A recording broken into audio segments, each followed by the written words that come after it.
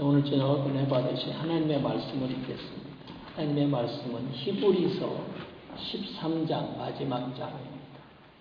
오늘 히브리서 강의 이제 마지막 시간입니다.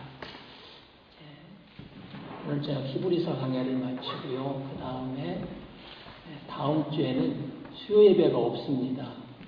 수요 예배가 없고 금요일 날 고난 주간이고 예수님이 우리를 위해 십자가를 지신 성금요일을 맞이해서 우리가 특별 예배가 있습니다. 그리고 그날은 성찬식도 있습니다. 그래서 여러분들 금요일 날 7시 반에 여러분들 성전에 모여서 함께 주님을 찬양하고 예배하고 그 다음에 이제 부활주일 맞이하고 그 다음에 이제 한 주간 걸러서 4월 마지막 주부터는 빌립보서를 공부하려고 합니다. 여러분들 많이 참석해 주시기를 바랍니다. 또 광고도 해 주시기를 바랍니다. 히브리서 13장 17절에서부터 21절까지 있는 말씀입니다. 히브리서 13장 17절에서 21절까지 있는 말씀 오늘 다 함께 우리 같이 읽도록 하겠습니다. 너희를 인도하는 자들에게 순종하고 복종하라. 저희는 너희 영혼을 위하여 경성하기를 자기가 회개할 자인 것 같이 하느니라. 저희로 하여금 즐거움으로 이것을 하게 하고 근심으로 하게 말라. 그렇지 아니하면 너희에게 유익이 없느니라. 우리를 위하여 기도하라. 우리가 모든 일에 선하게 행하려 함으로 우리에게 선한 양심이 있는 줄을 확신하노니 내가 더 속히 너희에게 돌아가기 위하여 너희의 기도함을 더욱 원하노라. 양의 큰 목자이신 우리 주 예수를 영원한 언약의 피로 죽은 자 가운데서 이끌어내신 평강의 하나님이 모든 선한 일에 너희를 온전케 하사 자기 뜻을 행하게 하시고 그 앞에 즐거운 것을 예수 그리스도로 말미암아 우리 속에 이루시기를 원하노라. 영광이 그에게 세세 무궁토록 있을지어다. 아멘. 여러분 반갑습니다. 오늘 수요예배에 참석한 모든 분들에게 주님의 놀라운 은혜와 축복이 풍성하게 임하시기를 바랍니다. 아멘. 지난주에는 삶에서 드려야 할 제사에 대해서 말씀을 드리고 함께 은혜를 나눴습니다. 우리가 신자들이 신앙생활하면서 하나님 앞에 드려야 할 제사가 3가지가 있다고 말씀을 드렸습니다. 이것을 꼭 잊어버려서는 안 됩니다. 첫째는 몸으로 거룩한 산 제사를 드리는 우리 예배가 있고요. 그 다음에 두 번째는 찬양의 제사가 있다고 했습니다. 삶 속에서 드리는 제사. 주일날 주님 앞에 나와 하나님 앞에 예배 드리고 그 다음에 세상에 나가서 우리가 살면서도 늘 예배 속에서 살아야 됩니다. 그런데 어떻게 하면 하나님 앞에 예배 드리며 살 수 있을 것인가? 성경은 찬미의 제사를 하나님 앞에 드려라 이렇게 말씀하고 있습니다. 찬송은 많이 할수록 좋은 것입니다. 거듭 말씀드리지만 수요 예배에 우리가 7번씩 찬양을 드리는 이유는 이 찬양이 제사이기 때문에 그렇습니다. 다윗은 하루에 7번씩 주님을 찬양했다. 시편 119편에서 그렇게 이야기를 하고 있습니다. 그 다음에 두 번째 제사가 있는데 선을 행함과 서로 나눠주기를 잊지 말라. 이 같은 제사는 하나님이 기뻐하시느니라.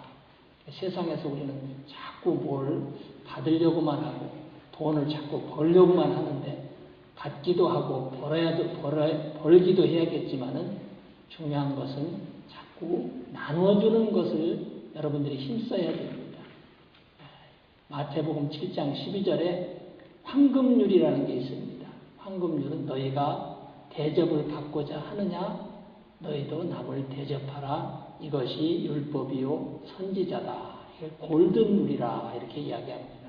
그래서 여러분들 삶 속에서는 찬양하고 받은 은혜와 축복을 나눠주고 함께 살게 될 때 하나님께서 우리가 나눠주기만 하면 손해나는 것 같지만은 그렇지 않습니다.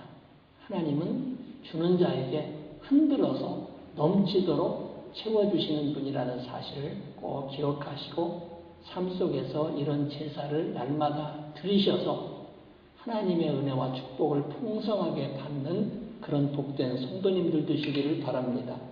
오늘 저녁에는요, 히브리서 마지막을 공부하면서 신자와 목회자에 대해서 생각하고 함께 은혜를 나누려고 합니다.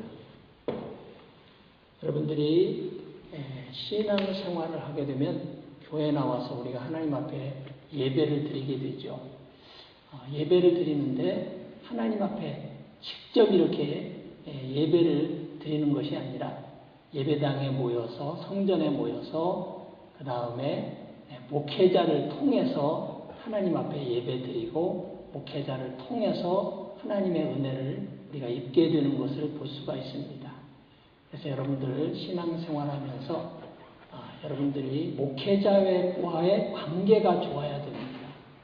그래서 오늘 히브리서 기자도요, 히브리서를 13장까지 다 마무리하면서 맨 마지막 부분에 무엇을 이야기하고 있느냐?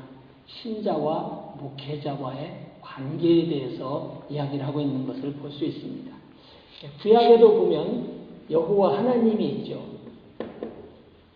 그 다음에 누가 있습니까? 제사장이 있습니다. 그 다음에 백성들이 있습니다. 이게 구약 성도들이 신앙생활하는데 꼭 필요한 것이었어요. 예배를 드리는 주체 백성들 통해 제사장이라는 사람을 통해서 예배를 누구한테 드리느냐? 여호와 하나님 앞에 드렸습니다. 신약 성경에 와서는 우리가 또 같습니다. 하나님 아버지, 구약 성경에서 여호와를요 아도나이 주라고 불렀습니다. 그래서 이게 하나님이라는 이름을 우리가 감히 부를 수 없어서 주라는 이름을 불렀어요. 그리고 성경에서 하나님이라는 이름이 나오면 그들이 일어나서 벌벌 떨었어요. 그런 풍습이 있습니다. 그래서 근데 우리는 지금 하나님이 어떻게 돼요? 아버지가 되었어요. 그래서 여러분들이 하나님 앞에 나와서 말씀 들을 때 벌벌 떠는 사람 아무도 없잖아요. 그냥 하나님이 나에게 말씀하신다. 그 다음에 이제 목회자가 있습니다. 목회자는 꼭 목사만 있는 게 아니고 목사도 되고 전도사도 있고 선교사도 있고 여러 가지가 있습니다. 그 다음에 선지자도 있고요. 그 다음에 성도들이 있습니다. 그래서 예배 생활을 우리가 하나님 앞에 예배 드리고 할 때 이게 필요해. 하나님은 목회자를 통해서 말씀하시고 목회자를 통해서 성도들에게 은혜를 주세요. 그 다음에 신약시대에 와서 이 예배라는 것을 하나님 앞에 직통으로 드리는 거예요. 누구를 통해서 드리느냐? 우리는 예수 그리스도를 통해서 하나님 앞에 예배를 드리는데요. 하나님 앞에 이렇게 예배를 드리면 하나님은 은혜를 주실 때는 반드시 목회자를 통해서 성도들에게 이렇게 은혜를 주시는 것을 볼 수가 있습니다. 근데 구약시대는 달라요. 구약시대는 백성들이 제사장을 통해서 예배를 드렸고 제사장은 하나님 앞에 예배를 드렸고 하나님은 또 제사장에게 은혜를 주시고 제사장은 예배를 끝낸 다음에 백성들에게 축복을 선포한 것을 볼 수가 있습니다. 여러분들이 이제 성경에서 목회자와 제사장과의 관계를 이해하는 것이 중요하기 때문에 제가 여러분들에게 설명을 드리는 겁니다. 그러면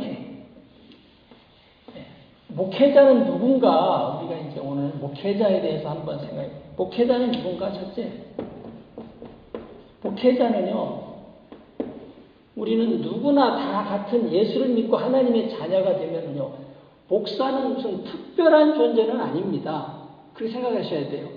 뭐 하나님이 기름을 부어서 쓰는 주의 종이라 이렇게 생각하던데, 보세요. 누구는 다 누구냐 하면 목회자는 제사장입니다. 만민 제사장이라는 베드로전서 2장 9절에 있죠. 너희는 다 왕 같은 제사장이다. 그러니까 목사도 제사장이고 누구도 제사장입니까? 신자들도 제사장이에요. 그러면 목사나 신자나 같습니까? 다릅니까? 같은 거예요. 그런데 이제 다른 일부 교단에서는 한국의 아주 큰 교단에서는 목사와 제사장을 교인들과 그러니까 신자와 목사를 다르게 구분합니다. 그 이유는 제가 여러분들에게 잠깐 설명을 해드릴게요. 자, 일반 다른 교단에서 제가 어느 교단이라고 이야기하지 않겠습니다. 교단에서 목사를 세울 때 침례교회는 목사를 어디서 세웁니까? 집사님 어디서 세워요? 교회에서 세우죠. 교회는 예수님의 몸이고 교회라는 것은 콩그리게이션 총회를 이야기하는 거예요. 거기에서 투표를 해가지고 일단 자격이 갖춰지면 물론 교단에서 시험도 보고 추천을 하고 이렇게 자격이 갖춘 사람에게 우리가 목사로 안수를 해요. 그러면 예를 들어서 다른 교단에서는 교회에서 목사를 안수합니까? 절대로 교회에서 목사 안 해요. 안수. 여러분들 이해를 가기 위해서 말씀을 드리는 거예요. 어디서 안수합니까? 교단에서 안수를 합니다. 물론 교회 와서 예배는 드려요. 장소를 와서 거기서 안수를 하지만은 교회에서 주최해서 교인들이 투표하고 교인들이 추천해가지고 그분을 안수하는 게 아니에요. 교인들은 그런 자격이 없어요. 왜 자격이 없느냐? 만민 제사장에서 목사는 신자가 아니라는 거예요. 거기서는. 무슨 말씀인지 이해가 가세요?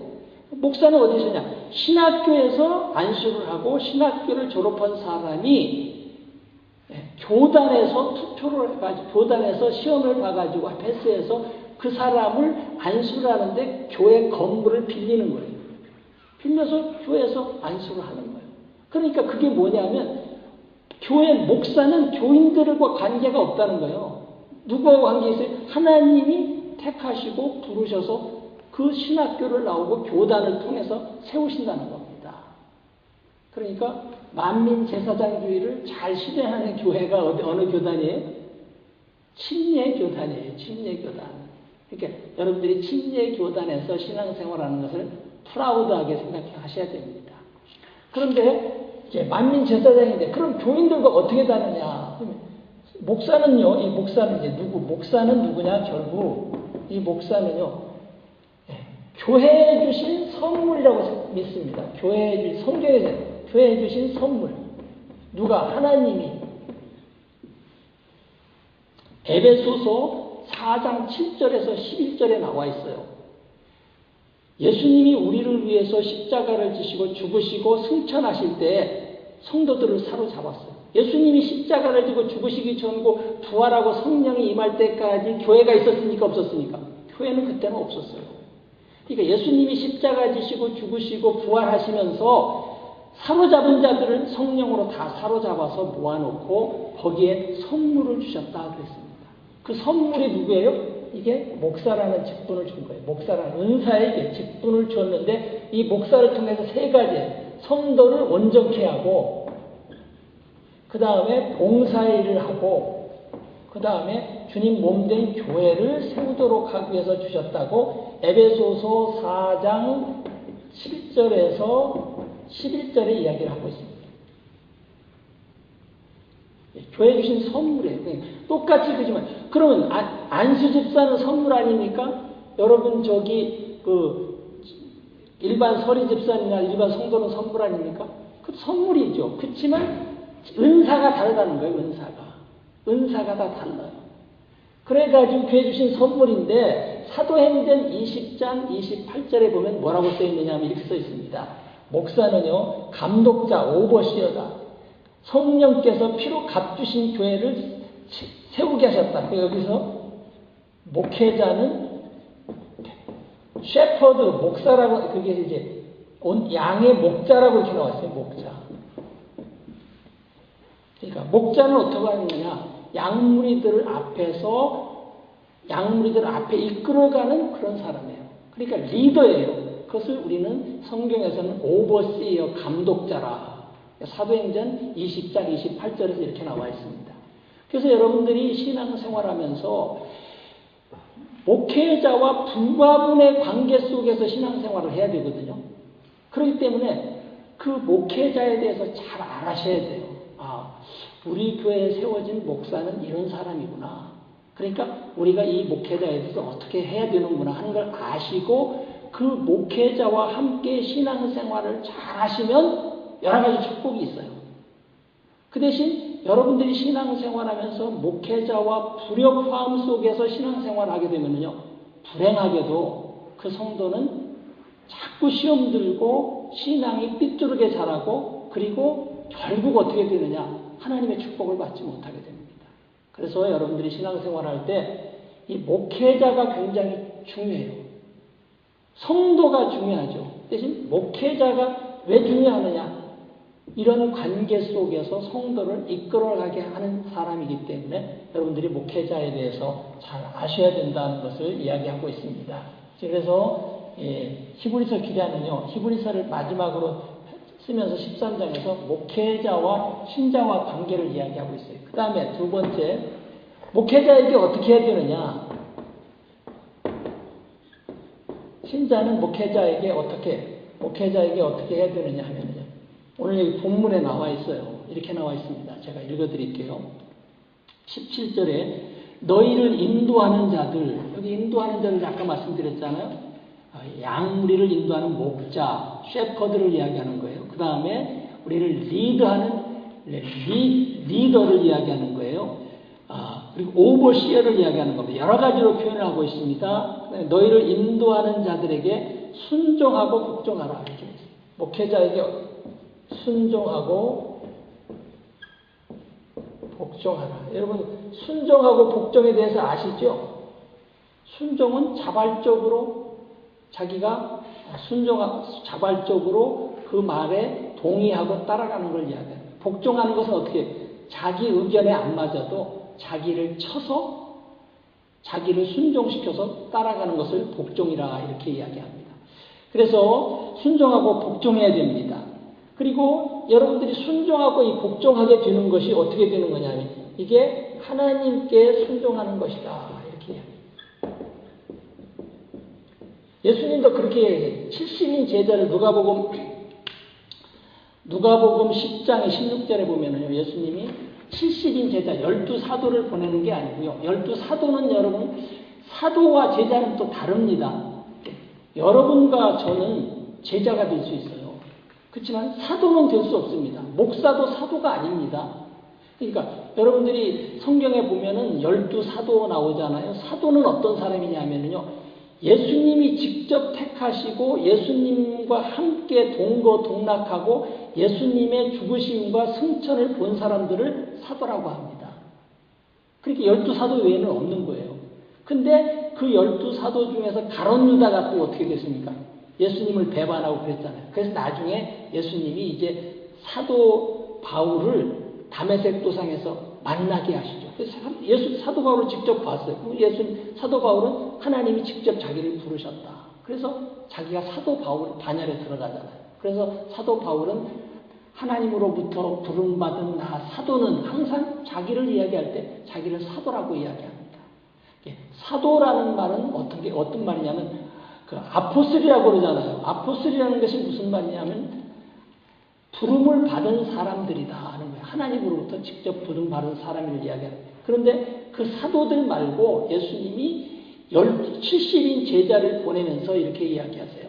너희가 가서 말씀을 증거할 때 너희 말에 순종하면 내 말에 순종하는 것이고 너희 말에 거역하면 내 말에 거역하는 것이다. 이렇게 이야기하는 것을 볼 수 있습니다.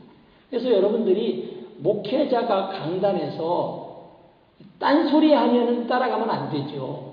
그러나 하나님의 생명의 말씀을 전파하면 이것이 하나님이 목회자를 통해서 주시는 말씀이라 이렇게 믿고 순종하고 나아갈 때 거기에서 하나님이 역사를 하십니다.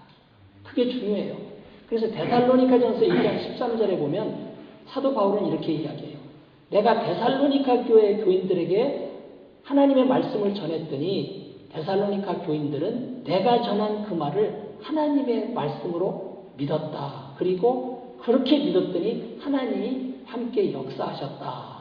이렇게 말씀하고 있는 것을 볼 수 있습니다. 그래서 여러분들이 목회자에게 순종하고 복종하는데 이것이 하나님께 순종하는 것이 되는 거예요.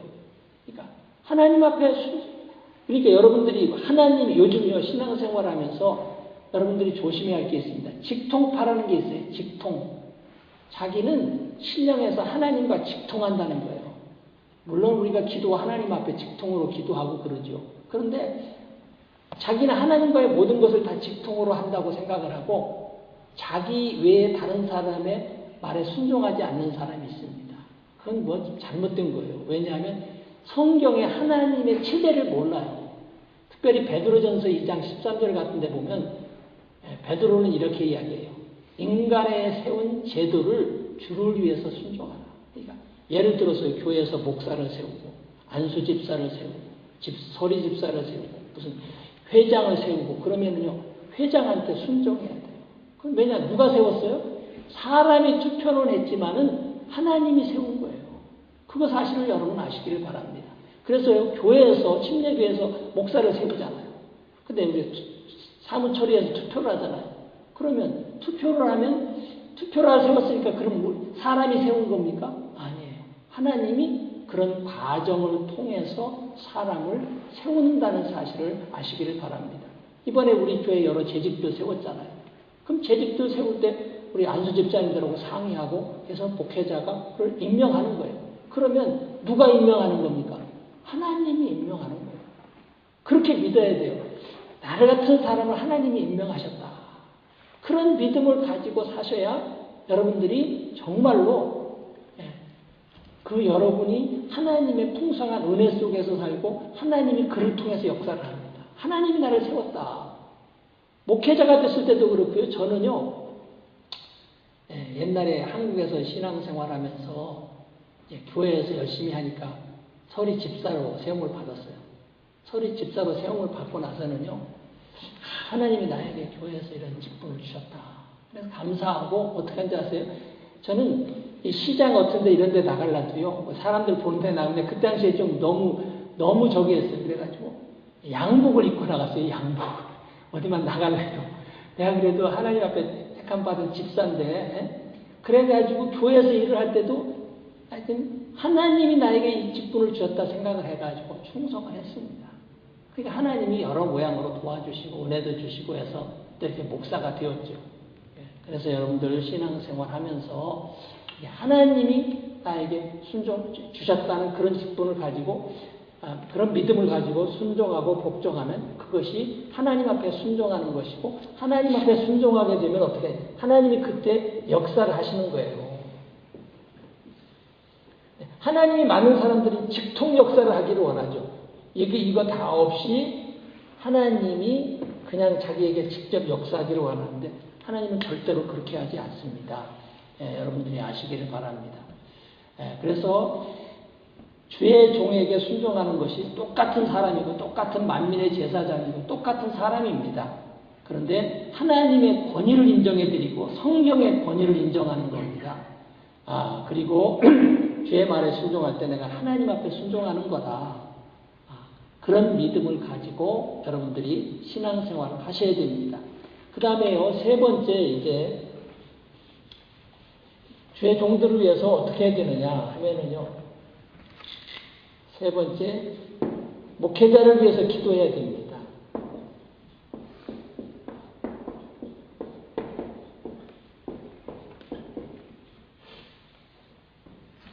여기 이제 보겠어요. 18절에 보면 이런 이야기가 있어요. 19절. 우리를 위하여 기도하라. 우리가 모든 일에 선하게 행하려 함으로 우리에게 선한 양심이 있는 줄을 확신하노니 내가 더 속히 너희에게 돌아가기를 위하여 너희의 기도함을 더욱 원한다. 이렇게 이야기하고 있습니다. 그래서 이 히브리서 기자는요. 히브리 그 백성들에게 이야기하기를 목회자들을 위해서 기도하라. 이렇게 이야기하고 있습니다. 그 왜 목회자들을 위해서 기도해야 되느냐 하면은요. 목회자는 사탄의 타겟의 첫 번째 목표입니다. 사탄은 일단 목회자를 넘어뜨리면 교회가 무너지기 때문에 그렇습니다. 그래서 이 목회자가 시험에 들지 않도록 깨어 기도하는 것이 매우 중요합니다. 그 다음에요, 목회자가 성령 충만해서 여러분들에게 하나님의 말씀을 제대로 전할 수 있도록 여러분들이 만약에 보세요. 목회자도 똑같은 사람이고 세상에서 생활을 하잖아요. 세상에 물들지 않아요. 그러니까 여러분들이 기도해서 목회자가 세상 유혹에 넘어가지 않고 물들지 않고 그리고 하나님의 말씀에 굳게 서서 늘 하나님 생각하고 말씀을 바로 전하게 해달라고 여러분들이 늘 기도해야 되는 겁니다. 그러면 어떻게 돼요? 여러분들의 기도를 하나님이 받으시고 그 목회자를 통해서 하나님이 여러분들에게 예비하신 은혜와 축복을 받게 되는 거예요. 여러분들이 주일날이나 수요 예배 이런 때 오셔서 여러분들이 목회자를 위해서 얼마만큼 기도했느냐에 따라서 거기에 비례해서 은혜가 임하게 된다는 사실을 우리가 알아야 됩니다. 성경에 보면은요, 예수님을 따르던 베드로 예수님을 부인하지 않았어요. 그리고요, 예수님이 베드로에게 뭐라고 말씀하고 있습니까? 사탄아 물러가라고 했어요. 그 예수님 베드로가 사탄의 물이 넘어갔다는 거거든요.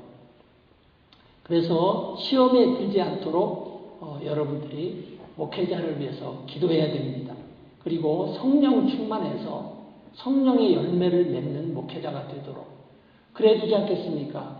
여러분 그래도 목사로 부름을 받았는데 목사가 여러분들에게 첫째는 본이 돼야 되지 않겠습니까? 근데 목사도 연약한 사람이라고요.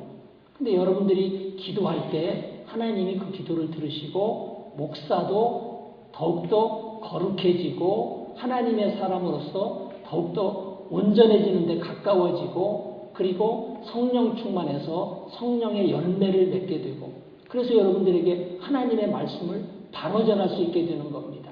물론 목사는 다 열심히 기도해야 됩니다. 목사는 성도를 위해서 열심히 기도하고 말씀을 준비하고 해야 되지만은 여러분들이 목회자를 위해서 기도하게 되면 더 많은 은혜가 임하게 된다는 사실을 여러분이 꼭 잊지 마시고 목회자를 위해서 여러분 꼭 기도해 주시기 바랍니다. 저는 여러분들을 위해서 정말로 열심히 기도합니다. 그런데 여러분들도 목회자를 위해서 열심히 기도하면 우리 교회는 진짜 성령의 놀라운 역사가 충만하게 일어나는 그런 교회가 될 줄로 믿습니다. 이제 이렇게 해서 여러분들이 목회자에게 그렇게 목회자와 신앙생활을 잘하게 되면 20절하고 21절에 있는 말씀을 제가 읽어드리겠어요. 자, 양의 큰 목자이신 우리 주 예수. 아까 제가 말씀드렸지만 목사도 셰퍼드라고 이야기했어요. 목자예요. 근데 목자라고 이야기하고 있는데 양의 큰 목자는 누구냐? 큰 목자는 예수예요. 그 구분을 시켜놨어요. 여기다 큰 자를 하나 더 붙여놨어요. 큰 목자이신 우리 주 예수를 영원한 언약의 피로 죽은 자 가운데서 이끌어내신 평강의 하나님이 세 가지를 축복해 주신다는 거예요. 이렇게 하면은 어떤 축복을 우리에게 주느냐? 세 가지를 주시는데요. 첫째는 이렇게 이야기합니다. 너희를 온전케 하신다. 여러분들이 이렇게 되면요, 온전케 됩니다. 굉장히 중요하죠. 목사를 세운 이유도 성도를 온전하게 하기 위해서 세우는 겁니다. 모든 선한 일에 너희를 온전케 하사 자기 뜻을 행하게 하시고 그 다음에 하나님의 뜻을 행하게 해요. 하나님의 뜻을 행하게 됩니다.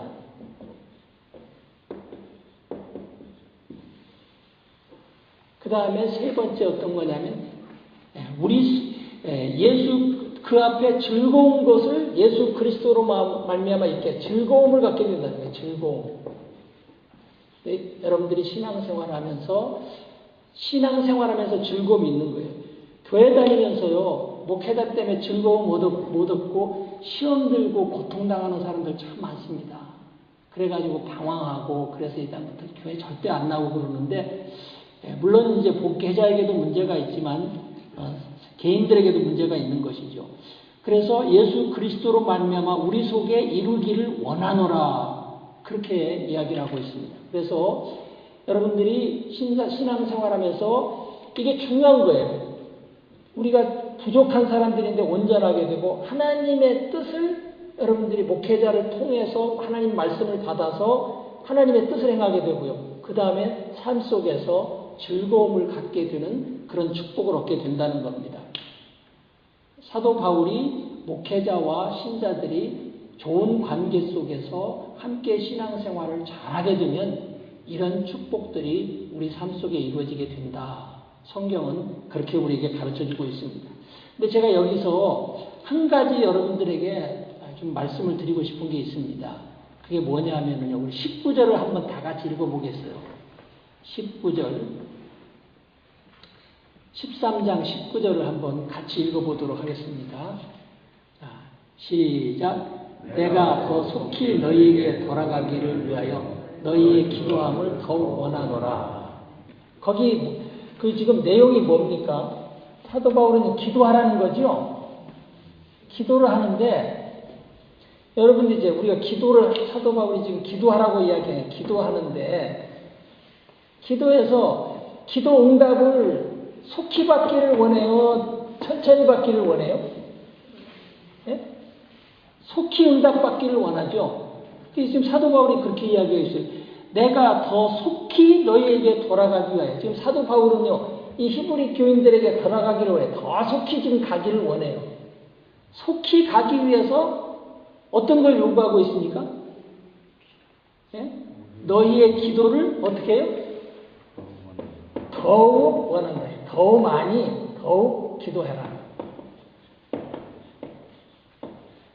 그러니까 여러분들이 기도할 때 하나님은 응답하시지만 이 더욱 많이 기도하는 것이 속히 응답받는데 원인이 된다는 거예요. 그러니까 여러분들이 기도하면 사도 바울은 기도하라고 이렇게 부탁을 해요. 하면서 그 목회자를 위해서 기도하라고 하는 중에서 우리가 한 가지 보너스로 은혜를 받을 수 있는 거에 뭐냐. 여러분들이 기도할 때 응답을 속히 받기를 원해요. 그러려면 다른 때보다도 좀 특별히 기도를 더 좀 많이 하시기를 바랍니다. 그냥 다른 때 똑같이 기도하면서 하나님이 그냥 더 풍성하게 은혜를 베풀어 주시기를 원하는 게 우리의 심정이죠. 우리는 더 많이 기도해야 됩니다. 성경은요, 기도를 더 많이 하는 사람에게 더 풍성한 은혜를 주시고 또 기도를 많이 하는 사람들에게 속히 응답해 주십니다. 그냥 똑같이 기도하면서 더 속히 빨리 응답을 받으려고 하시는 분들이 더러 계시는데 그래서는 안 됩니다. 그러니까 여기 오늘 사도 바울은 아주 이 기도하라는 말을 통해서 제가 이게 성경을 준비하다가 받은 은혜예요. 더 속히 너희에게 돌아가기로 하라. 속히 사도 바울이 가기 원하는데 너희들이 더 많이 기도해야 내가 속히 간다. 이것은 기도 응답과 관계된 거잖아요. 그러니까 여러분들이 기도 응답을 속히 받기 위해서는 어떻게 해야 돼요? 더욱더 많이 기도에 힘써라. 그러면 하나님이 속히 이루어 주신다. 그런 내용이 오늘 이 구절 속에 포함되어 있다는 사실을 꼭 잊지 마시기를 바랍니다. 그래서요, 우리 교회 기도 목표도 세웠고, 여러분의 기도 목표도 세우고, 금년에 그 기도 목표가 속히 풍성하게 이루어지려면 어떻게 해야 되겠습니까? 우리가요, 더 많이 기도해야 돼요. 더 많이 기도하고, 더욱더 힘써야 돼요, 기도에. 그래야 돼요. 하여튼, 저도요, 금년에 이 교회 기도 목표를 세워놓고요, 이 부담이 생겼어요. 부담이 생겨가지고, 다른 때보다도 더 열심히 하는 거예요. 차를 타고 가면서도 기도하면요, 이거예요. 미션 2, 3, 5 기도. 또, 중보 기도를 만들어 놨기 때문에 여러분들이 써내놓은 거 있잖아요. 다 모아가지고 그거 일일이 불러가면서, 다 읽어가면서 하여튼 페퍼가 다 떨어지도록 하여튼 기도하는 거예요. 특별히 시간을 정해놓고 그 시간에 오늘도 하고 왔어요. 그거 다 한 번씩 기도하고, 여기 저희 집사람이 증인이에요. 매일같이 제가 하는 거예요.